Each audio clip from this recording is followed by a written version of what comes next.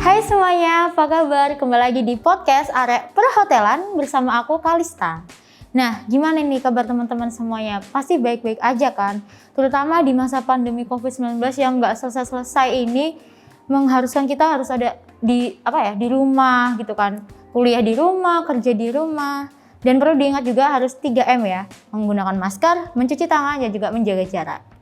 Nah, di podcast kali ini kita akan membahas sebuah pembahasan yang menarik nih, terutama untuk kita yang sebagai mahasiswa, terutama teman-teman yang baru masuk kuliah nih. Cocok banget nih untuk mendengarkan podcast pada hari ini, karena kita akan membahas mengenai organisasi Hima. Dan kali ini kita akan membahas organisasi Hima ini bersama seseorang yang berpengalaman di sebuah organisasi. Ada Kak Kiki, apa kabar Kak? Halo Kak, baik. Ya, boleh kenalin nggak nama Kak Kiki, nama lengkap, terus dari mana, terus angkatan berapa gitu? Halo semuanya, perkenalkan nama aku Ainia Tulistia, biasanya dipanggil Kiki. Aku berasal dari Lamongan dan dari MH 2019. Oke, Kak Kiki, ini kan kita lagi bahas tentang organisasi ya Kak ya. Kalau boleh tahu nih, pengalaman Kak Kiki di organisasi itu udah gimana sih Kak? Dari kapan, terus ikut apa aja, kayak gitu? Kalau aku mulai berorganisasi itu sejak kelas 2 SMK, tapi kalau untuk seriusnya itu baru akhir-akhir ini sih, kuliah ini. Kenapa kok waktu SMK itu nggak seberapa serius sih Kak? Terus memilih untuk di kuliah aja deh seriusnya gitu? Soalnya pas aku SMK itu kayak lebih prioritasin ke akademik gitu, jadi aku kayak kurang tertarik buat non-akademik. Oh gitu ya, aku juga sih dulu waktu aku SMA ya Kak ya. Aku tuh kayak lebih ke akademik gitu sih, apa-apa akademik. Organisasi tuh kayak udah nanti aja gitu. Terus baru waktu kuliah ini kayak baru sadar, wah betapa pentingnya organisasi gitu ya. Kak Kiki pasti ngerasain yang kayak gitu juga ya Kak ya? Ya bener banget Kak. Kalau boleh tahu nih, organisasi apa sih Kak yang Kakak ikutin? Kalau di kampus ini aku ikut beberapa organisasi, tapi yang paling aku seriusin kali ini tuh untuk Hima MH sih. Hima MH ya? Iya, pas banget ya. Kita hari ini juga membahasnya tentang organisasi Hima. Nah, kalau boleh tahu ya lebih dalam nih tentang organisasi Hima MH, itu apa aja sih Kak yang dilakukan, terus organisasi itu di MH itu gimana kayak gitu? Kalau untuk organisasi Hima MH sendiri itu kayak organisasi pada umumnya, ya ada agenda, ada proker yang harus dijalankan untuk 1 tahun kepengurusan. Tapi bedanya di Hima MH ini kita juga sebagai branding prodi agar lebih dikenal luas oleh masyarakat. Oh, jadi tujuannya itu untuk membranding prodi manajemen perhotelan. MH itu manajemen perhotelan ya Kak? Iya bener. Terutama vokasi ini. Jadi kayak kita perlu membranding kayak menjelaskan kepada masyarakat gitu kan, MH itu seperti apa gitu melalui himpunan mahasiswa ini ya Kak ya. Ya benar banget Kak. Jadi kita tuh kayak lebih apapun agenda ataupun proker kita tuh usahakan ada kayak segi branding MH-nya sendiri. Iya sih, setuju banget sih Kak. Nah ini nih organisasi Hima, iya MH. Biasanya tuh aku tuh yang tahu kayak ngeliat-liat organisasi Hima prodi-prodi lain itu ada nama kabinet. Nah, kabinet ya. Kabinet setiap periode pasti beda-beda. Kalau untuk periode kali ini yang Kak Kiki ikuti saat ini, namanya itu apa sih Kak? Kalau untuk kepengurusan tahun ini kami mengangkat nama Kabinet Revolusi, di mana revolusi sendiri itu bermakna adalah perubahan. Nah, di sini kami itu kayak berharap ada perubahan-perubahan baik dari perubahan internal maupun perubahan eksternal. Di sini kami tuh kayak perubahannya itu seperti menambah agenda-agenda yang belum ada sebelumnya kayak gitu, ataupun kegiatan-kegiatan yang lebih bervariatif. Wah, keren banget ya kayak namanya tuh revolusi. Biasanya nih Kak ya, nama-nama kabinet sebuah organisasi yang aku tahu itu tuh biasanya kayak unfamiliar gitu. Tapi ini memilih kata-kata revolusi yang memiliki makna, ya pasti semua orang tahu artinya revolusi ya Kak ya. Tapi ini Hima MH ini mengambil revolusi dengan makna yang seperti itu, yang seluas itu. Ini nih, ada juga tagline. Biasanya kan ada tagline, ada nama, ada tagline gitu ya. Yang aku tahu tuh tagline Hima itu berani beraksi, menginspirasi untuk revolusi. Bener nggak itu Kak? Iya bener. Nah, itu tuh apa ya? Artinya apa? Terus kenapa mengambil tagline seperti itu? Boleh jelasin nggak Kak? Ya seperti tadi kan nama kabinetnya itu Kabinet Revolusi. Yes. Nah ketika kita pengen berubah, pastinya kita juga ada aksi. Lebih kayak bohong kan kalau misal kita cuma pengen berubah tapi nggak ada aksi dari kita. Bener banget, kayak kita tuh mau diet tapi kita nggak olahraga, kayak Iya, benar kayak gitu kan.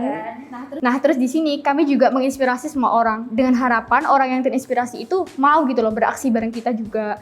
Terus dari menginspirasi dan beraksi tadi, kita itu harapannya bisa menjadi perubahan-perubahan yang lebih baik. Bagus banget ya, pengambilan tagline-nya ini kayak beruntutan, mulai dari kita yang ingin revolusi ya, Hima MH-nya ingin berevolusi. Bagaimana supaya bisa berevolusi ya pakai aksi gitu ya. Ya. Nah, untuk aksinya nih, tadi kan Kak Gigi masalah aksi gitu kan. Terus aksi apa sih yang dilakukan sama Hima MH sendiri? Ibaratnya proker ya namanya Kak ya? Iya, proker. Apa aja sih Kak? Kalau untuk kepengurusan tahun ini tuh ada 3 proker besar. Yang pertama itu ada workshop Inspreneur, di mana workshop ini itu udah dilaksanakan bulan puasa kemarin. Ini membahas mengenai kewirausahaan bagi anak muda. Terus yang kedua, kami juga ada pengabdian masyarakat yang akan dilaksanakan dalam waktu dekat ini. Di mana kita itu bakalan turun langsung ke lapangan, terus kayak survei di sana itu ada apa aja sih gitu. Terus kita itu kayak bantu ngembangin. Kayak gitu. Terus kenapa kita itu ambil pengabdian? Karena kita sebagai mahasiswa kan kita udah berada di kampus kan. Jadi kalau kita nggak mengimplementasikan ilmu yang kita dapat di kampus, di masyarakat itu kayak apa ya, kayak sama aja, kayak bohong gitu loh. Iya sih. Kita tuh kuliah dapat ilmu yang banyak gitu kan. Tapi kalau misalnya cuma kita gunakan untuk diri kita sendiri, itu ya sama aja bohong gitu kan. Malah kalau bisa, apalagi kita sudah ikut organisasi, jiwa-jiwa sosial tuh biasanya kayak langsung keluar gitu kan. Aku ingin membuat perubahan gitu. Ya, ini salah satunya tuh menarik banget sih Kak. Kayak sesuai dengan tagline-nya dan juga sesuai dengan nama kabinetnya ya Kak ya. Terus ada apa lagi sih Kak selain 2 itu? Terus nanti di bulan Agustus itu ada Takso Hospitality Competition, di mana kita itu akan membuka beberapa lomba yang kita khususkan bagi anak SMA, SMK seluruh Indonesia. Di sini semua itu dapat ikut lomba ini. Wah, keren sih Kak. Jadi dulu tuh ya, waktu aku SMA, aku tuh suka banget cari-cari lomba. Kayak supaya bisa dapat sertif ya kan, dan pasti dapat sertif, terus mengasah skillnya kita waktu SMA. Karena biasanya itu berguna banget nih buat nanti kalau kalian kuliah, terus nanti kalian kerja, ikutin lomba. Iya, iya benar. Hima MH ini memfasilitasi itu buat adik-adik SMA yang ingin mengasah skillnya, ingin mencari sertif. Iya, jadi boleh banget nih bagi adik-adik SMA atau SMK buat ikut di lombanya Hima MH nanti, ditunggu ya di bulan Agustus. Teman-teman, bulan Agustus nih, pasti menarik banget ya lomba-lombanya. Iya. Oh iya Kak, pasti kita sudah bahas banyak. Pasti Kakak Kiki hausnya. Di sini nih kita ada Dignity. Tada! Ini namanya Dignity Jamu Herbarium Javanis, di mana ini nih Kak ya, 100% bahan alami. Nah, Dignity juga ada 4 varian nih Kak. Teman-teman juga bisa ngelihat tagline-nya apa, katalognya, varian-variannya ada di @Dignity Jamu. Nanti akan ada di description box-nya ya. Kak Kiki boleh banget nih minum ini. Kak Kiki ambil yang rasa apa itu? Ini kunir asem. Kalau aku nih beras kencur. Kalau dilihat sih ini ada khasiatnya nih Kak. Di kertas ini ada khasiatnya teman-teman. Ada mengatur gula darah, mencegah resiko kanker, banyak banget deh. Boleh diminum sih Kak, tapi jangan lupa untuk di ini ya. Kocok lebih dahulu. Apalagi ini di masa-masa COVID ini butuh banget ini pasti ya. dibutuhin banget gak sih Kak? Bener banget. Buat menjaga imunitas tubuh. Iya dong, supaya kita terhindar dari virus corona ini. Ya ampun, boleh banget diminum. Pasti enak banget sih ini, karena jamu itu sekarang siapa sih yang nggak tahu jamu, apalagi selama masa COVID ini diwajibkan untuk minum jamu, minum ini supaya tambah kuat gitu imunnya. Bener-bener. Boleh Kak, silakan minum. Ini sambil minum Kak ya.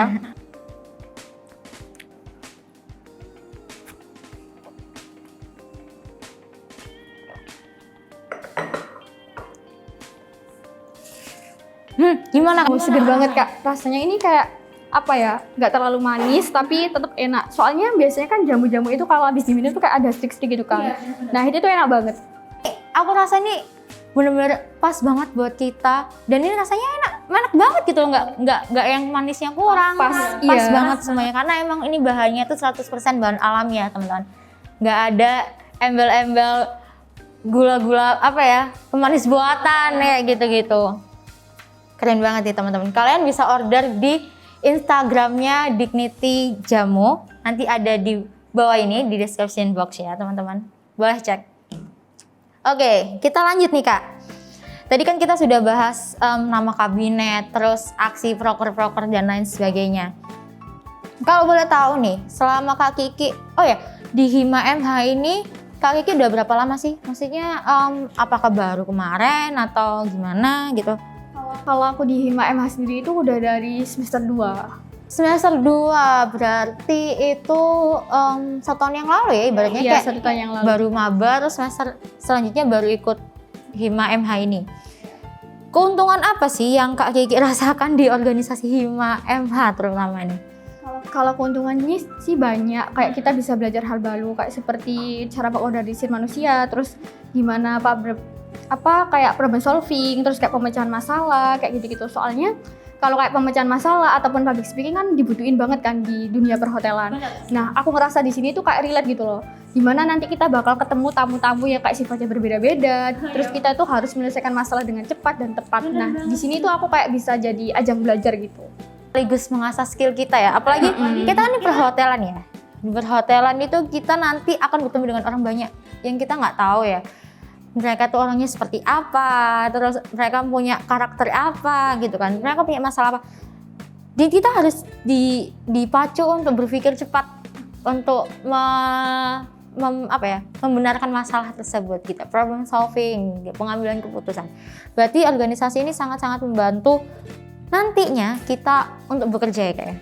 Iya, jadi kayak di kelas itu kita itu kayak belajar teori kan, tapi di Hima ini kita belajar praktiknya kayak gitu. Jadi kayak sama-sama berguna di masa depan. Oke, setuju sih Kak aku. Organisasi ini emang banyak sekali dampak-dampaknya untuk kita. Nah, ini nih. Tadi kan kita kan tahu nih Kak Kiki ikut organisasi dan juga kuliah gitu. Aku tuh sebenarnya jujur ya Kak ya, aku tuh masih belum bisa mengatur waktu, manajemen waktu untuk diri aku sendiri itu susah gitu loh Kak. Jadi kayak aku kadang lupa makan, terus tugas itu kayak sampai hampir keteteran gitu loh karena saking sibuknya gitu sama organisasi. Nah kalau dari Kak Kiki sendiri nih, gimana sih menanggulangi kejadian seperti itu? Jujur aja nih Kak ya, dari aku sendiri itu juga masih belajar buat time management. Tapi biasanya itu aku bakalan buat notes selama 1 minggu ini aku bakal ngapain aja. Soalnya aku suka lupa kan, jadi aku bakalan nyatet kegiatan-kegiatan apa aja yang aku kerjakan dalam seminggu itu. Terus untuk kuliah sih aku biasanya kuliah pada umumnya ya, soalnya organisasi itu kebanyakan di weekend sama rapat-rapat itu di malam hari. Tapi kalau misal ada rapat sama tugas yang kebetulan itu tabrakan, itu aku bakal lihat dulu sih kayak tugasnya itu sesusah apa, terus deadline-nya sampai kapan.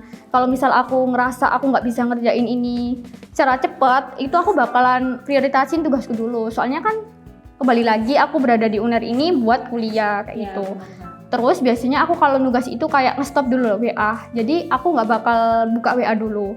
Aku diemin terus sampai semua tugasku selesai, baru WA mengenai kayak rapat-rapat ataupun hal pembahasan tentang Hima itu baru dibales. Iya sih Kak, ini menarik sih. Waktu tadi Kak Kiki bilang untuk stop WA, karena kadang tuh kalau kita udah ngeliat WA, apalagi dari doi gitu kan, dari teman-teman, ayo ini gini-gini, itu langsung ke distract semuanya. Kayak udah deh nanti aja tugasnya gitu. Kadang aku kayak gitu sih Kak.